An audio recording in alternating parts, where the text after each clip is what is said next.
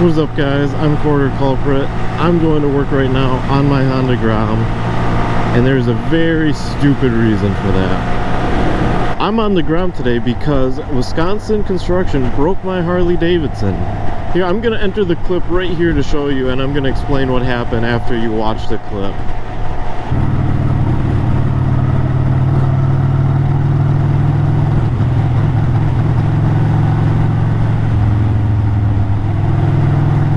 No idea what just happened there. That was scary.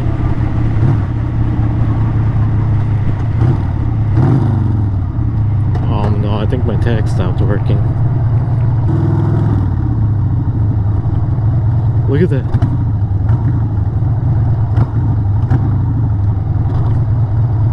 Uh-oh. Something's actually wrong with my bike.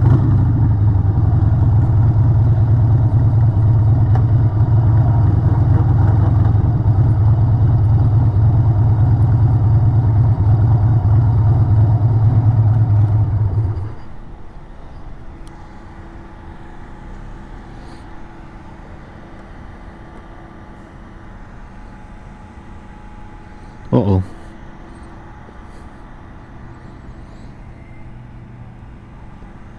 That's not good. Okay, so down that road that they're doing a lot of construction on, it is bumpier than fuck. Like, it is ridiculous. Now, the DRZ and the Grom can handle it, but apparently the Harley can't. And I'm not going to fault the Harley at all for this one, because it's just so ridiculous. Anyways, you can see me going off a couple bumps. I didn't put all of it in there, but just trust me, there's a lot of worse bumps in there. So as you can see in the clip, my tack went crazy, and then my bike just started sputtering and acting real weird. And then as soon as I turn it off, it just doesn't turn on again. So here's what happened. You know the little eyelet that goes on the negative cable for the battery? Here, I'll throw a quick picture of what the eyelet looks like, and hopefully it's attached to the cable. If it's not, you'll get the idea. That broke. The whole eyelet just like broke right off. Like, cable attached to the beginning of the eyelet gone, and I just don't understand it. It hit the bump so hard that it just sheared the metal. I was at that gas station for 2.5 hours working on that thing. Somebody brought me tools, and I'm so glad I broke down next to a hardware store, because that just made the process a little bit easier getting the parts. So the Harley is back up and running. It's very like jerry-rigged right now. There's like wire to wire to wire to the battery. So I'm gonna need to get a couple connectors or couplers and fix it that way. But that's the exact reason why I have a Honda Grom, in case either of my other two bikes break. I got something that'll at least get me riding and out on the road. As a little joke, I'm gonna bill the city in which the construction happened in and tell them, hey, you guys' stuff broke my bike, and you're gonna have to fix it for my time and effort. I know for 100% they're not even gonna respond or pay for it.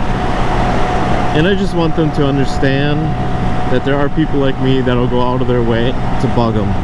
Local government, at least in my areas over here, they're pretty useless. They don't know what the fuck they're doing. They're making way too many permits for everything. They start projects without even ever finishing them.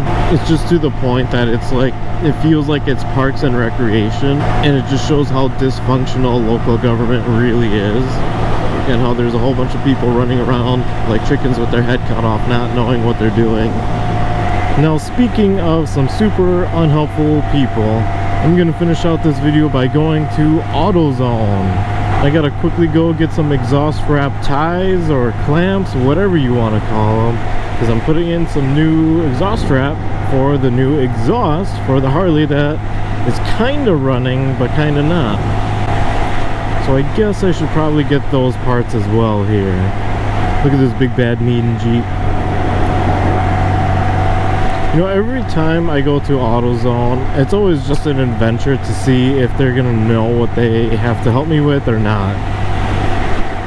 Last time I went, I needed a spark plug for the Harley, and it was a smaller size spark plug, and they tell me, yeah, this will fit. And I open up the box to see it, and it's clearly bigger than the one I have, and they go, no, that doesn't matter, it's gonna be the correct size.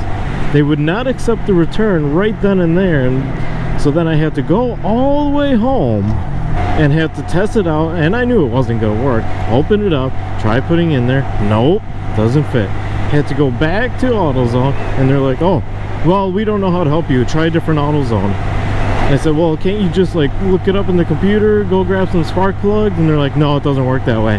Maybe you guys just aren't smart enough to know what you're doing. I know that's the case because they're at AutoZone.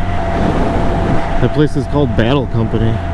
Wonder if we're going to use that for Storm Area 51. And on top of the Harley braking, just before this ride, my GoPro mount breaks. Like, it's a little clippy part that goes in, and so far so good. The camera hasn't gone off flying, so I think I'll be able to manage without it. But man, this week has just been annoying with all the problems over and over and over. Like, what's next? Well, I know what's next. The people at AutoZone aren't gonna know what I'm talking about when I go in there. Holy fuck, it's packed in there. Ah, fuck.